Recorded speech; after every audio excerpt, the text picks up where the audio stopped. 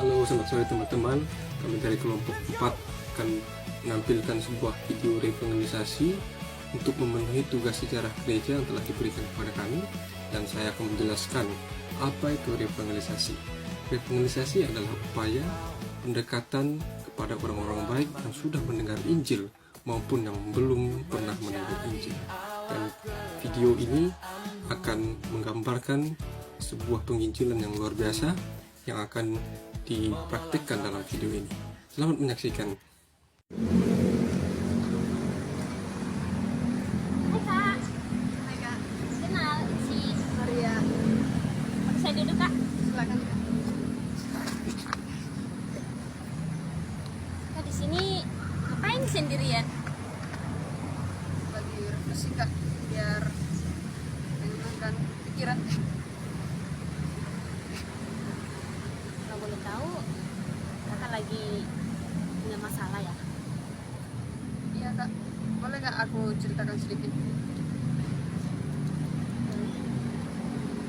Jadi gini Kak, saya dari keluarga tidak menerima saya dari kecil sampai sekarang Kak.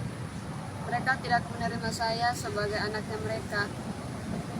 Dan setelah saya tamat dari SMA, saya mengambil keputusan untuk keluar dari rumah dan pergi merantau Kak. Dan di sisi lain juga saya kecewa dengan Tuhan. Kok kenapa ya Tuhan izinkan masalah ini terjadi dalam diri saya? Padahal saya sudah percaya Tuhan, sudah mengikuti Tuhan Yesus dari kecil, dan bahkan saya juga terlibat dalam pelayanan. Jadi setelah itu ketika saya mengalami masalah ini, saya tinggalkan Tuhan. Itu yang jadi masalah saya. Jadi Kakak punya pahit yang gitu sama Tuhan. Ya, Kak. Saya juga pernah mengalami hal yang sama Kak.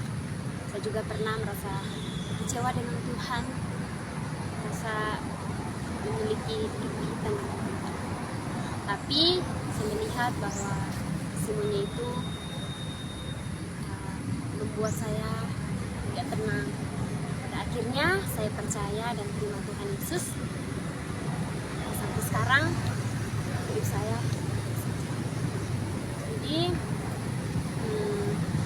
apakah Kakak juga mau mengalami hal yang sama seperti yang saya alami, percaya dan terima Tuhan Yesus? Mau Kak? Jadi menerima Tuhan Yesus itu adalah bagaimana kita sungguh-sungguh harus menerima. Menerima? Maksudnya Kak? Jadi menerima itu adalah bagaimana kita membuka hati kita, percaya, dan Tuhan Yesus masuk dalam hati kita sebagai Tuhan hidup kita.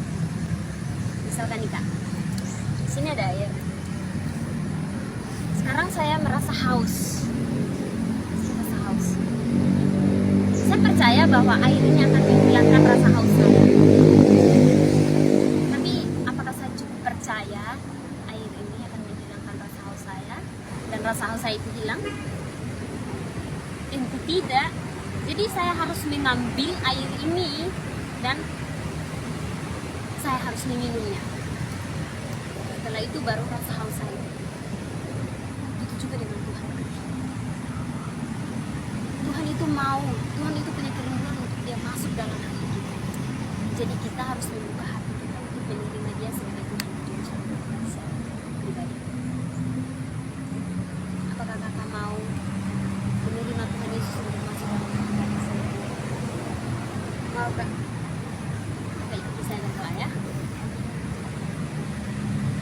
Tuhan Yesus, Tuhan Yesus, saya sadar saya sadar saya orang berdosa. saya orang berdosa. Ampuni saya Tuhan Ampuni saya Tuhan atas setiap perbuatan yang saya lakukan. atas setiap perbuatan yang saya lakukan. Saat ini Dan saat ini saya membuka hati saya, saya membuka hati saya, terima Tuhan Yesus terima Tuhan Yesus masuk dalam hati saya masuk dalam hati saya sebagai Tuhan dan Juru Selamat saya. sebagai Tuhan dan Juru Selamat saya. Dalam nama Tuhan Yesus, Dalam nama Tuhan Yesus. Jadi hari ini tanggal 9 Desember 2024 Kak Maria telah percaya dengan Tuhan Yesus. Jadi ini merupakan hal yang sangat penting. Kakak juga harus meyakini bahwa Tuhan itu sudah ada dalam hati kakak sebagai Tuhan yang bersama. Nah, sebagai orang yang sudah menerimanya, itu dia memiliki 4 keuntungan, Kak. Boleh tahu apa itu, Kak? 4 keuntungan itu yaitu ketenangan batinnya, karakter hidup diubahkan, kepastian keselamatan, dan kemenangan atas setiap masalah. Jadi kalau kakak memiliki, kalau kakak mau memiliki keempat keuntungan ini, jadi kakak harus memiliki